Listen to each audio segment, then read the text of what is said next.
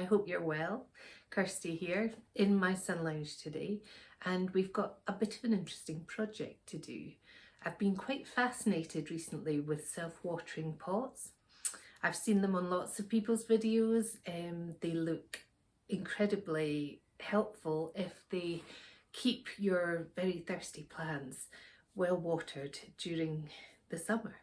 So I went and got some pots and I've planted up some things, and I'll show you what I've done.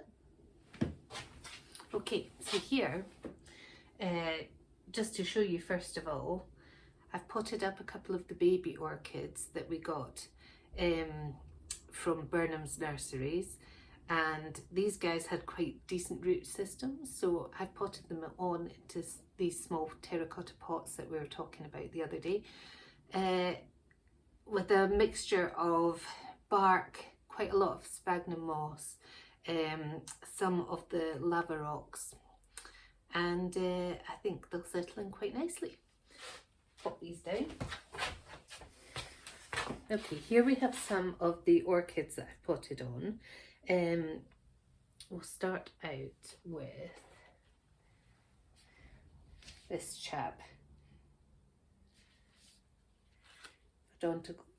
Yes, this is from Spicotic Plants. I've had it a little while. It's a lovely orange Odontia hybrid.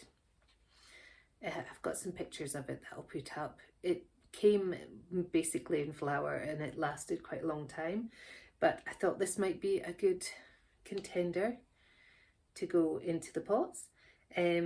Seems to be doing well so far. It's only been a few days, mind you, but the plants seem to have settled down into the system.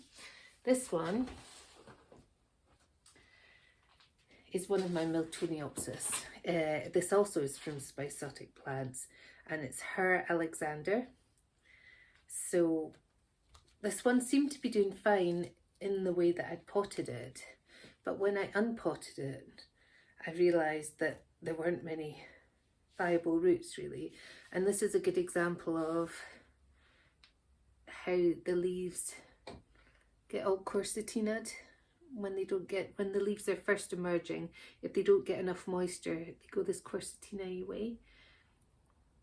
And so I'm hoping that by keeping them in the self-watering pots, this will be eradicated, hopefully. This one I think is a miltoniopsis. This would have been one of my purchases a few years ago from Homebase in the UK. And the leaves went a bit floppy. I'll put up a picture of what I think it is, what I think it looks like, and if it is that one, then I'd hate to lose it. It's very beautiful. It's got 2 new growths. Again, see the quercetina leaves. But as I've admitted to before, when I bought it and it looked beautiful, once the flowers went over, I wasn't sure how to treat these orchids, and I left them in the sun lounge, which could be quite cold at night. It's not heated. And just sort of left them to fend for themselves and horribly neglected them. So it's only in the past year or so that I've tried to bring it on again, and so hopefully this will be the next stage in doing that. I think these guys will really like this setup. I hope so. This, I think, is a Nellie Eiler. I'll put up a picture of its flowers as well, or it's one of the Nellie Eiler family, and this was the champion really of all my neglected plants, and it kept trying to flower. And as I don't know if you can see in here, this actual pseudobulb got trapped between a leaf. It sort of came up through a leaf. Can you see right there? So yeah, the leaf split over the pseudobulb. So it sort of fought through it, and it gave me a couple of lovely flowers. So here's the new growth this year, and I'm hoping that's going to do really well. Again, in the self-watering setup, I'm hoping that will give it everything it needs when I'm away at work and doing other things. They'll have sort of continuity of care, and I can also put food in the reservoir as well, liquid food, diluted down of course. And at the moment I've started them off with some seaweed fertilizer, very highly diluted seaweed fertilizer. Right, so let's pop one of these on.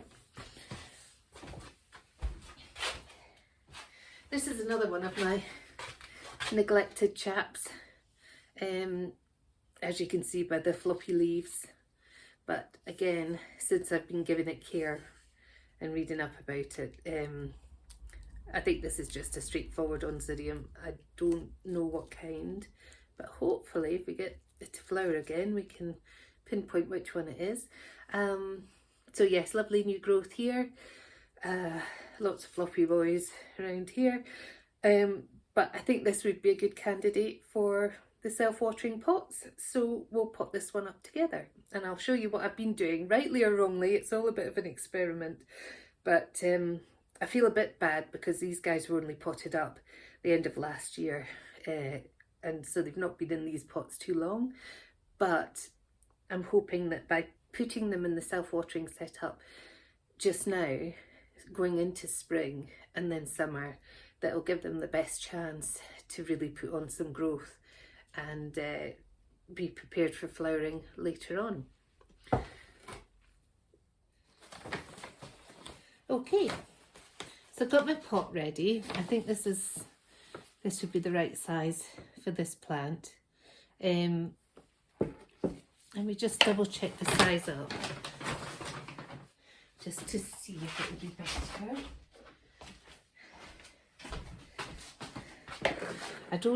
I've used the middle sizes that I got of these pots. So this would be the next one up that I have. It's not bad.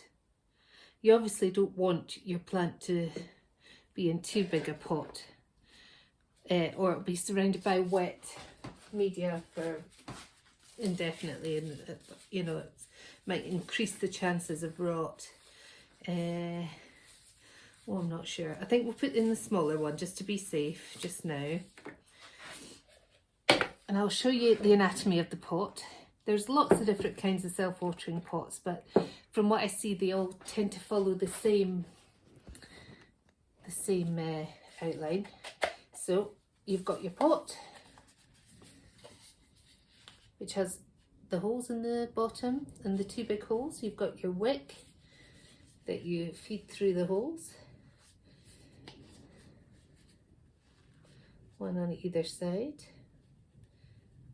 There we go. So I'm just feeding it through the holes like that, down at the bottom. Pull it tight. So it goes like that inside and that outside. Then you've got these little ridges at the side and corresponding little nubbins, or whatever you want to call them, in the reservoir. So we're gonna put the pot in carefully so that the wick doesn't get all bumped up inside, and we'll just slot it in there, turn it around till it clicks, and that's our pot ready for action. We do have one other bit that I normally put on last. It's on this one. I'll take it off, which is the little lip here, and that just fits in there like that. And so when you're watering, it's like a little spout. You just pour it in and it goes in the reservoir in there. Okay, so we'll start by unpotting this boy here and see what he's thinking. I'll take off my makeshift support.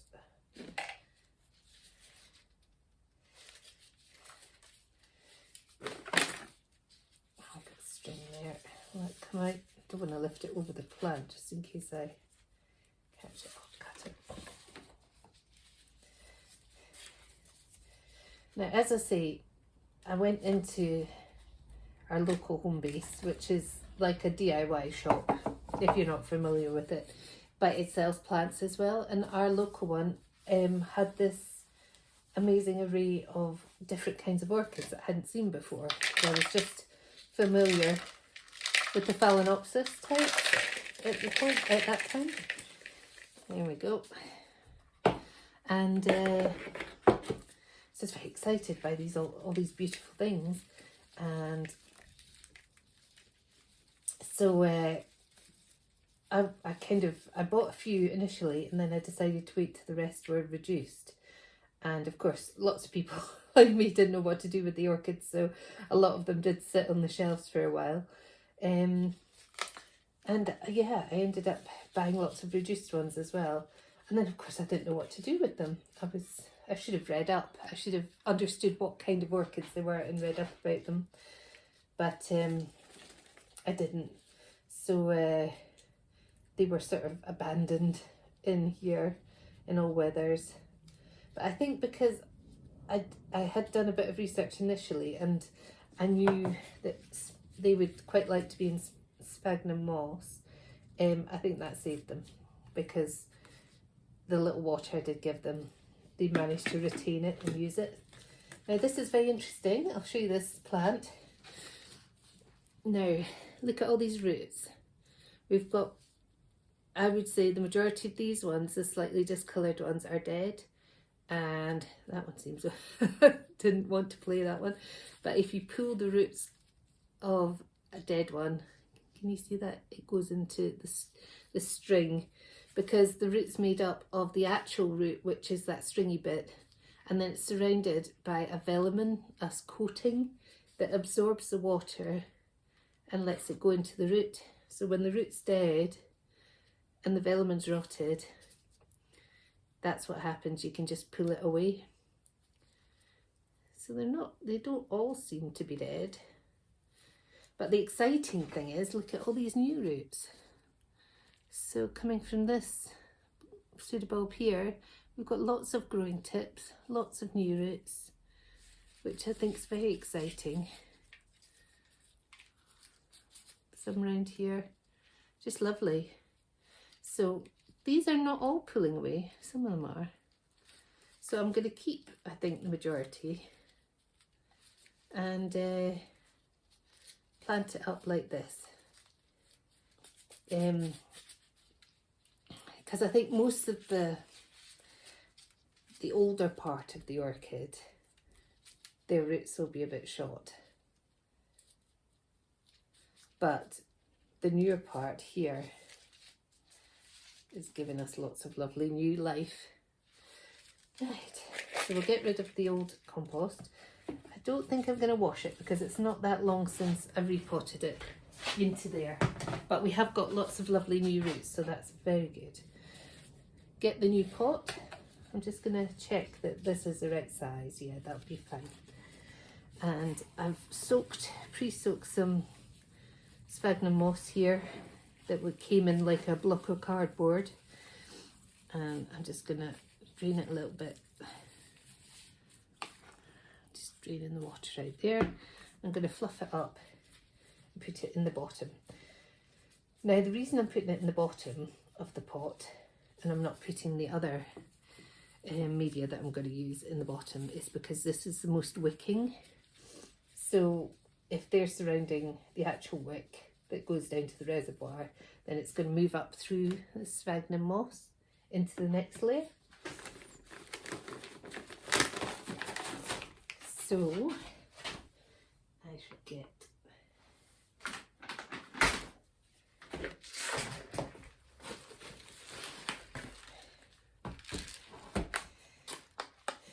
this was one that I was using earlier that I need to fill up a bit more. So what we're putting in here is some bark. Bark is the least wicking thing, but it will provide some structure for everything else. A little bit of perlite, not too much.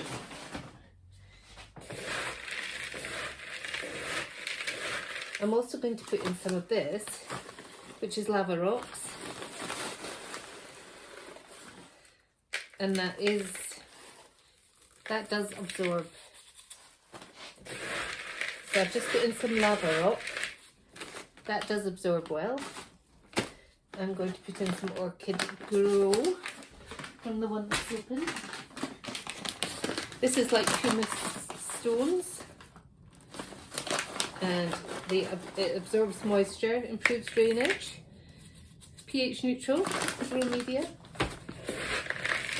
That's what I have, and a few clay pebbles.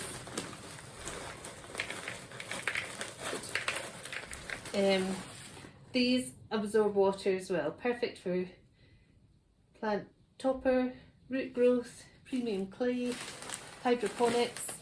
Bob's your uncle. Right, so I'm mixing all that up, and I'm just going to start layering it with the sphagnum moss. If you hear something else, it's just started to rain and it's quite noisy on the roof of the sun lounge in here. Okay, so we're going to put some more sphagnum moss in. Drain it in my fingers. Now, on top of this layer, I'm going to put some mycorrhizal fungi, just to help the roots establish there, because they're doing so well. I don't want them to give up.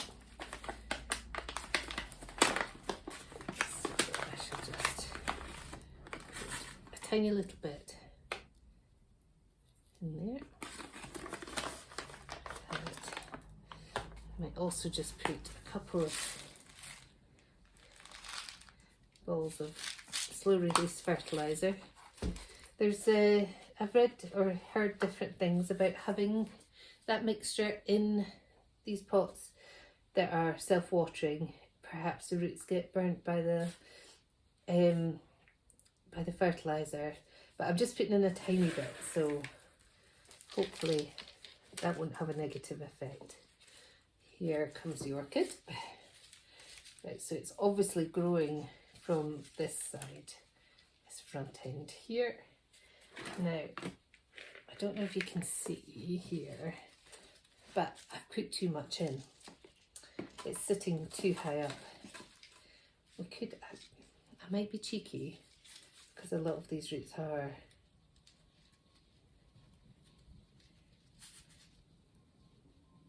actually they're not altered. So I'm just going to take a wee bit of the medium out.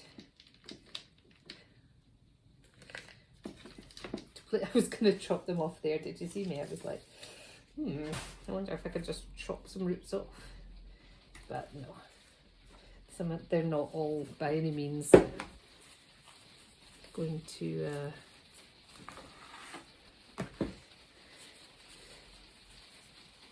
be rotten. So I'm just putting some moss around the actual roots, the new roots especially, so they have something easy to find their way into, like this. These pots I got through Amazon, but there's so many different pots you can get online or in shops for self-watering. There's a real array. I did go for these because they were very cost effective and they seem to do the job. I got 5 pots in different sizes at first, and then when I liked them and I realised that I needed the smaller sizes more, I ordered some more that were just the smaller sizes. Just manoeuvre your plant where you want it, really. But I'm just making sure there's enough of the moss around the actual roots that are growing these lovely new roots.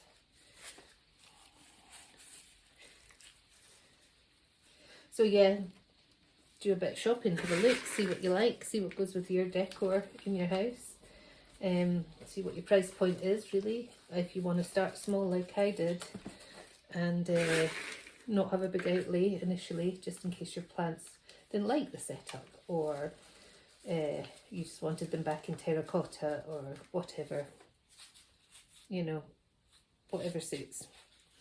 Right, so this guy's planted up now, and what I'm going to do is put a layer of just plain bark on the top. Now the reason I'm doing this is mainly aesthetic really, because it looks nice, but it also holds the moisture in a self-watering pot. You can put anything you like on the top really.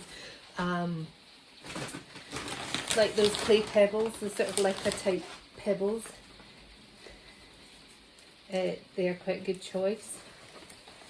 I've ended up with a layer of almost bark on the top anyway here, but if it's a layer of moss it helps keep it moist. There we go. Just keep it like that. Lovely. Right, now I think this guy still needs a bit of support because we've got so many floppy leaves. I wonder, do we need it?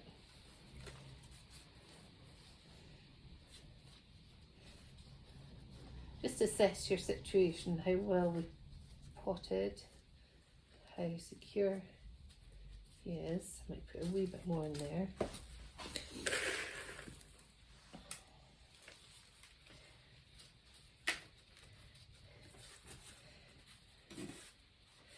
And then we're good to go. I don't think I'm going to stake him just now because it's just the floppiness of these guys. The actual main new shoot is very strong. Now what we do is we get a dilute seaweed fertilizer. This is what I use, Maxi Crop. I just put a splash in the bottom of a 1 litre watering can, take him to the sink, and it will overflow out of the reservoir. It'll go all the way through, come down to the reservoir and then overflow. And then I'll tilt out any extra, just scoop out any extra, and then leave it to settle with what's in there. And the job's a good one.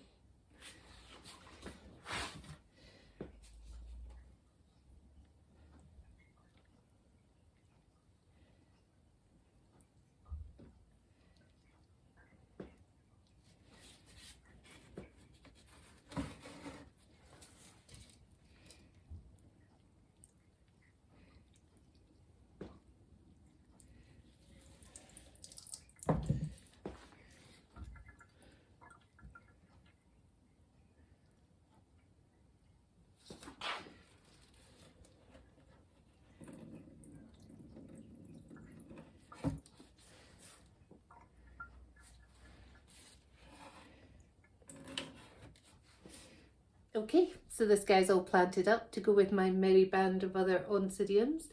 I might tie the leaves together just to keep these guys up, but I don't think it matters that much. They can probably rest against the windowsill when they're back on the window ledge. I'm so happy to see one of my beautiful orchids starting to put out new roots. It's very exciting. And hopefully this guy will come back to us with some flowers in no time. Well, at least he can do a bit of growing in the meantime. But that's all for today. Thank you very much for watching. Please like and subscribe if you like more of this kind of content. And it's lovely to see you. Have a great day. Cheers.